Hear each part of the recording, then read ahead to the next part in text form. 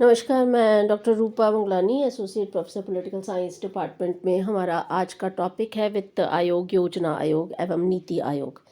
आज हम आयोगों पे बात करेंगे। इनसे अक्सर परीक्षा में सवाल पूछे जाते हैं, तो आप इसको तैयार करें। और ये महत्वपूर्ण बिंदु है जो आपके कंपटीशन के साथ साथ आपकी मुख्य परीक्षाओं में भी पूछा जाता है। तो आइए जानते हैं इन तीनों आयोगों के बारे में। इन तीनों आयोगों के बारे में बताने से पहले मैं आपको बताना चाहती हूँ कि वित्त आयोग एक संवैधानिक संस्था है, अर्थात संविधान में ही वित्त आयोग का प्रावधान किया गया है, जबकि योजना आयोग एवं नीति आयोग संविधानेतर संस्था है। संविधान के बाहर रहकर इसका प्रावधान किया गया है। जहाँ तक योजना आयोग का सवाल है, तो योजना आयोग एक गैर संवैधानिक निकाय है और नीति आयोग भी एक गैर संवैधानिक निकाय है। तो वित्त आयोग संविधान के अनुच्छेद 280 के तहत केंद्र सरकार के द्वारा वित्तीय मामलों पर सलाह देने के उद्देश्य से इसका गठित किया गया है और भारत का राष्ट्रपति हर 5 वर्ष पर इसका गठन करता है। वित्त आयोग के द्वारा जो है, इसका वित्त आयोग का कार्य है कि केंद्र सरकार को वित्तीय मामलों में सलाह देने के उद्देश्य से इसका गठन किया जाता है। इसमें एक अध्यक्ष तथा 4 अन्य सदस्य होते हैं। आयोग के सदस्यों की योग्यता में तथा उसके चयन की रीति के बारे में विधि बनाने का अधिकार संसद को दिया गया है। संसद के द्वारा इसी उद्देश्य के लिए वित्त आयोग अधिनियम 1951 पारित किया गया था, जिसे 1955 में संशोधित किया गया। इसके अनुसार वित्त आयोग का अध्यक्ष वह व्यक्ति होगा जिसे सार्वजनिक जीवन में प्राप्त अनुभव हो तथा आयोग के अन्य 4 सदस्यों में निम्न योग्यताएं होनी चाहिए। पहली बात, यह उच्च न्यायालय का न्यायाधीश हो या उसकी योग्यता रखता हो, उसे सरकार के वित्त और लेखा का विशेष ज्ञान हो, उसे वित्तीय मामलों में प्रशासन का व्यापक अनुभव हो और उसे अर्थशास्त्र का ज्ञान हो। भारत में पहले वित्त आयोग का गठन 1951 में किया गया था। इसके अध्यक्ष केसी नियोगी थे।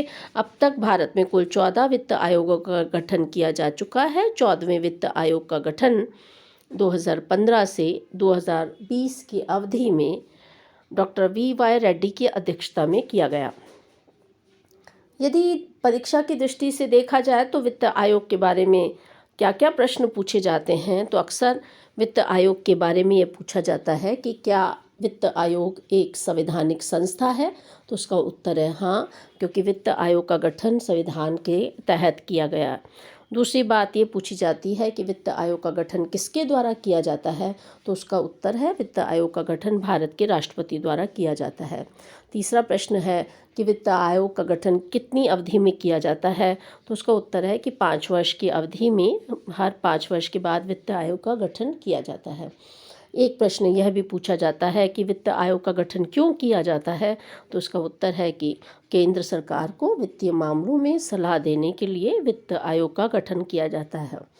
ये भी पूछा जाता है कि वित्त आयोग के सदस्यों की संख्या बताइए, तो एक अध्यक्ष तथा 4 सदस्य अर्थात कुल 5 जो है इसके लोगों के साथ गठित ये वित्त आयोग होता है।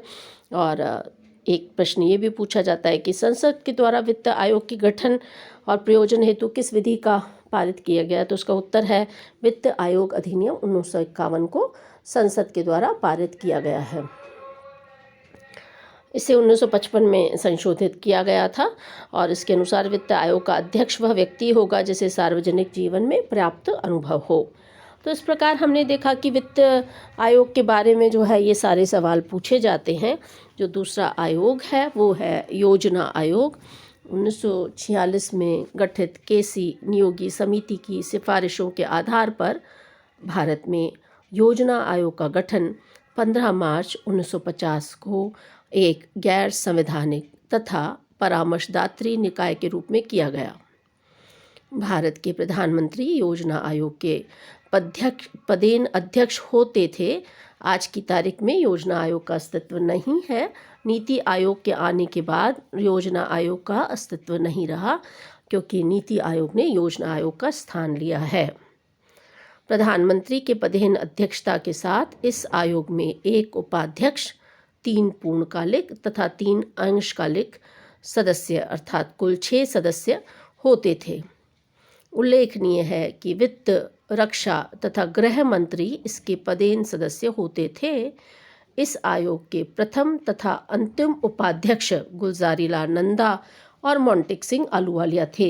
इसका अर्थ है कि प्रथम उपाध्यक्ष गुलजारी लाल नंदा थे और अंतिम उपाध्यक्ष मोंटेक सिंह अहलूवालिया थे, जबकि प्रथम और अंतिम अध्यक्ष क्रमशः पंडित जवाहरलाल नेहरू तथा नरेंद्र मोदी थे। अर्थात प्रथम अध्यक्ष जवाहरलाल नेहरू एवं अंतिम अध्यक्ष नरेंद्र मोदी थे। वर्तमान में ये संस्था इतिहास का विषय हो गया है, क्योंकि 15 अगस्त 2014 को लाल किले की प्राचीर से जब प्रधानमंत्री का उद्बोधन हुआ तत्कालीन, तो उन्होंने कहा कि जो है योजना आयोग का स्थान नीति आयोग लेगा। और 1 जनवरी 2015 को नीति आयोग जब अस्तित्व में आया तो योजना आयोग का जो है योजना आयोग इतिहास की बात हो गया। तो अक्सर इस पोर्शन से जो सवाल पूछे जाते हैं वो ये पूछे जाते हैं कि योजना आयोग का गठन किसकी सिफारिशों पे किया गया। तो उसका उत्तर है 1946 में केसी नियोगी समिति की सिफारिशों के आधार पर योजना आयोग का गठन किया गया। दूसरा ये पूछा जाता है कि योजना आयोग का गठन कब हुआ। तो उत्तर है 15 मार्च 1950 को गठन हुआ। तीसरा पूछा जाता है कि योजना आयोग क्या है। तो उत्तर है गैर संवैधानिक परामर्शदात्री निकाय है। चौथा पूछा जाता है कि भारत के प्रधानमंत्री योजना आयोग के पदेन अध्यक्ष होते थे। इस आयोग का 1 उपाध्यक्ष और 3 पूर्णकालिक तथा 3 अंशकालिक सदस्य होते हैं। उल्लेखनीय है कि वित्त, रक्षा और गृह मंत्री इसके पदेन सदस्य हैं। तो पूछा जाता है कि वित्त योजना आयोग के पदेन सदस्य कौन हैं। इसी के साथ इस आयोग के प्रथम और अंतिम उपाध्यक्ष भी पूछे जाते हैं और प्रथम अध्यक्ष और अंतिम उपाध्यक्ष भी पूछे जाते हैं। तो ये सारी जानकारी आपको होनी चाहिए। योजना आयोग का अस्तित्व नहीं है, फिर भी योजना आयोग के बारे में जो सवाल कंपटीशन में या जो आपकी जानकारी में होने चाहिए वो महत्वपूर्ण है। तो मैंने आपको बताया कि योजना आयोग का स्थान नीति आयोग ने लिया था। तो नीति आयोग का जहाँ तक सवाल है तो उसको देखा जाए तो 1950 के दशक में गठित योजना आयोग अब क्योंकि इतिहास के पन्नों में चला गया है और योजना आयोग के स्थान पर एक नई संस्था लाने की घोषणा 15 अगस्त 2014 को की गई। 1 जनवरी 2015 को ये अस्तित्व में आया। इस नई संस्था को राष्ट्रीय भारत परिवर्तन संस्थान अर्थात national institution for transforming India नीति का नाम दिया गया है तथा आमतौर पर नीति आयोग की संज्ञा से इसे जाना जाता है। प्रधानमंत्री की अध्यक्षता वाला ये आयोग सरकार के थिंक टैंक के रूप में कार्य करेगा तथा केंद्र सरकार के साथ साथ राज्य सरकारों के लिए भी ये नीति निर्माण करने वाले संस्थान की भूमिका का निभाएगा। केंद्र व राज्य सरकारों को राष्ट्रीय व अंतर्राष्ट्रीय महत्व के जो मुद्दे हैं उन पर राजनीतिक और तकनीकी सलाह भी ये संस्था देगा। पंचवर्षीय योजनाओं के भावी स्वरूप आदि के संबंध में सरकार की सलाह पर ये आयोग जो है वो सलाह देगा। सभी राज्यों के मुख्यमंत्री तथा केंद्र शासित क्षेत्रों के उपराज्यपालों को नीति आयोग की अधिशासी परिषद गवर्निंग काउंसिल में शामिल किया गया। इस प्रकार नीति आयोग का स्वरूप योजना आयोग की तुलना में अधिक संघीय बनाया गया है। प्रधानमंत्री की अध्यक्षता वाले इस आयोग में 1 उपाध्यक्ष व 1 मुख्य कार्यकारी अधिकारी चीफ एग्जीक्यूटिव ऑफिसर CEO का प्रावधान किया गया है। अमेरिका स्थित कोलंबिया विश्वविद्यालय में कार्यरत रहे प्रोफेसर अरविंद पानगड़िया को नवगठित आयोग का उपाध्यक्ष बनाया गया था। वहीं योजना आयोग की सचिव रही सिंधु श्री खुल्लर को इसका CEO नियुक्त किया गया था। तो परीक्षा की दृष्टि से ये महत्वपूर्ण मुद्दा है। आप नीति आयोग का संगठन देख सकते हैं। अध्यक्ष उस समय के प्रधानमंत्री रहे और अभी भी अध्यक्ष हमेशा प्रधानमंत्री रहेगा। उपाध्यक्ष पहले नीति आयोग के अरविंद पानगड़िया, पूर्णकालिक सदस्य, पदेन सदस्य, विशेष आमंत्रित सदस्य, अधिशासी परिषद और मुख्य कार्यकारी अधिकारी सिंधु श्री खुल्लर नीति आयोग में रही थी। तो इस प्रकार हमने देखा कि नीति आयोग का संगठन क्या है। जहाँ तक परीक्षा की दृष्टि से पूछे जाने वाले सवाल हैं तो सरकारी आयोग का गठन कब किया गया था पूछा जाता है। तो मार्च 1983 में केंद्र और राज्य के संबंधों में सलाह देने के लिए सरकारी आयोग का गठन किया गया। किस विषय पर सिफारिश देने के लिए सरकारी आयोग का गठन किया गया? तो उत्तर है केंद्र राज्य संबंध।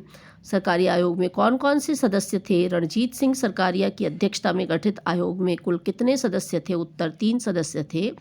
शिवरामन, SR सेन तथा स्वयं रणजीत सिंह। केंद्र राज्य संबंधों पर सुझाव देने के लिए शीतलवाड़ समिति कब गठित की गई थी? 1966 में गठित की गई थी। राज्यों को और अधिकार देने के संबंध में सुझाव देने के लिए राजामन्नार समिति का गठन किस राज्य ने किया? उत्तर है तमिलनाडु।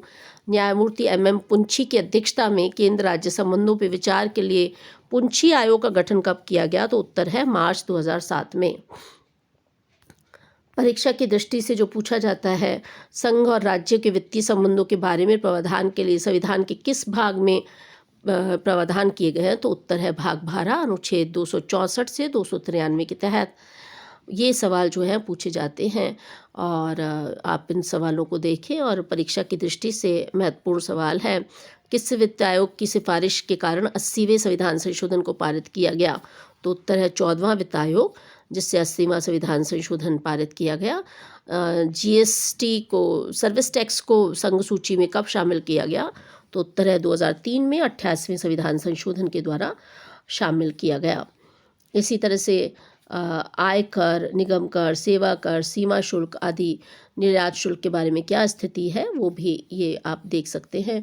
तो इस प्रकार हम देखें तो ये महत्वपूर्ण आयोगों को हमने पढ़ा और इसके बारे में जो सवाल आते हैं वो आप तैयार कीजिए और आने वाले समय में जब हम मिलेंगे तो उस पर और चर्चा करेंगे।